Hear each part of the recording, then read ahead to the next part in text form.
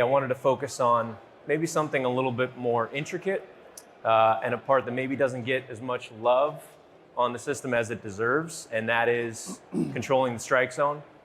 So within HitTrax, if you're familiar, you've got an extremely accurate strike zone every time you use the system. Whatever mode you're in, you're capturing the pitch data, and within about a quarter inch, you know where that pitch is located. It tends to be one of the first things that guys look to after a swing in the cage, and it just kind of helps build this knowledge of the zone. It's funny because I've told this like 500 times, but Donegal called me when he was at UCSB, and he was looking at the system, and he goes, "Hey, is it possible? Like, I want to buy this thing, but I just want the strike zone." So I told you no. Yeah, you did. It seems like maybe you like some of the other stuff too. Yeah, it's fine. Okay.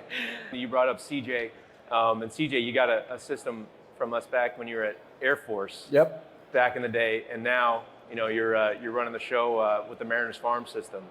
It turned into one of my absolute favorite tools because so much of what we were trying to do early on there was change swing patterns, right, and change zone discipline and swing decisions. And a lot of those young players, they understood sort of the concept of I should swing at better pitches, right? I mean, I think most hitting coaches would agree with that concept, but getting them to see what they were actually swinging at in real time and getting them to compete in that way. Like, it's one thing to say, hey, you need to not chase the slider down.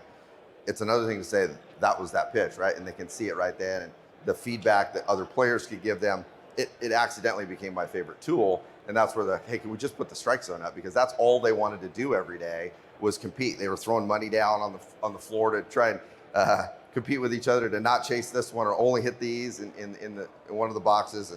And it really was the quickest and easiest way for players to control their own process of changing their swing decisions. In professional baseball and in college, so much of the work that players have to do is on their own, right? And the more tools that we can give guys to control their own process of that, I think the better. And it's unimpeachable feedback, right?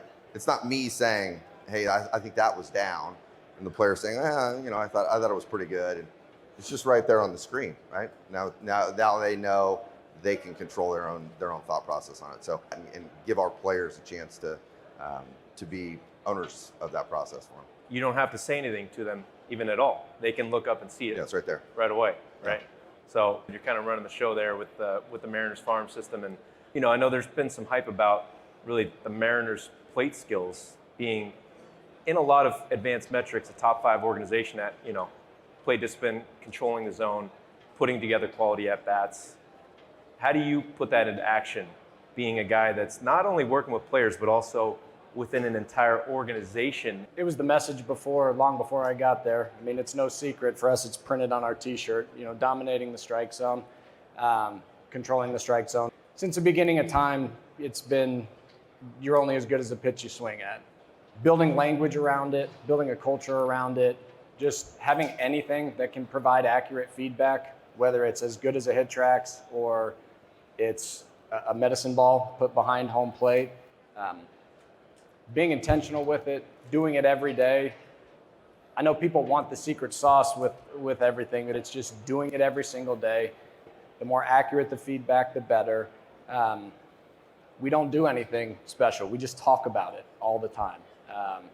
And we tell better stories and better stories every day, and we use examples from games and practice, and it's just something that if you talk about it every single day, it's bound to improve, right?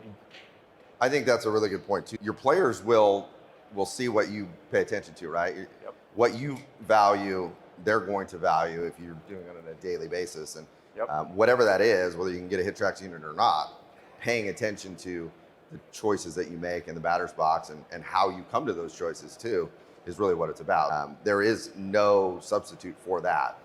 You have to value it. You have to talk about it every day and make sure that they understand how important it's going to be for their long-term success. I love that perspective too, of just taking this as it's something that we do every day with everything, right? You're building a knowledge of the zone, confidence that's built by doing that over and over. Do you see that confidence when players know that pitch is a ball.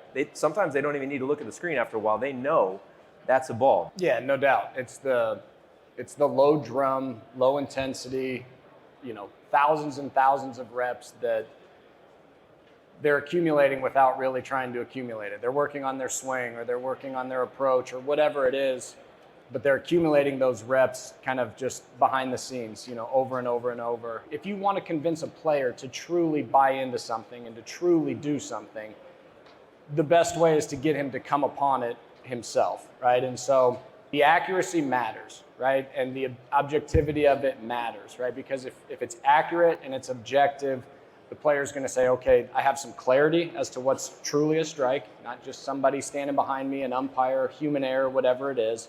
I have some clarity on what's truly a strike, and with that clarity comes like the conviction that we're trying to build in a player. There's no quick fix. That's the secret sauce with it, with the player, is that like, hey, I'm not going to give you anything today that is going to change your world, right? But I promise you, if you can do this every day, and if you can improve this process every day, you're going to see serious results, over 162 games, right? And the more accurate it gets, the more, conviction that we're building in ourselves. It's a small piece, but it means a ton. I think just to add to that, the accuracy does matter. And the narrative that you're trying to paint for your player is what matters, right? And wherever you stand as a coach in this scenario, and if you want to sit behind and help with that process, that's fine. But you weren't standing in the box, right? You weren't standing with your eyes turned or not. You're standing probably straight behind. Maybe you're in the roll cage. That's a different vantage point, right? And what really matters is what the player sees and what's actually happening. Coaches, we're all the same. Like, we think we're right. So if I'm standing back there and I say, no, I'm telling you, that's right on the edge. That player loses a little bit of that conviction. And what we're really trying to get at is, what is the player seeing and why? Right? And we can go into a whole larger discussion about vision training. Why do our brains perceive certain objects in space in a certain way? But this allows the players to calibrate their own vision. It's not just about where did the ball end up. It's about where the ball started and ended up, right? And how did I perceive that process? The more that they can tie those two things together, as CJ said, the more they can go into a game going, yeah, I'm seeing it good. Because that's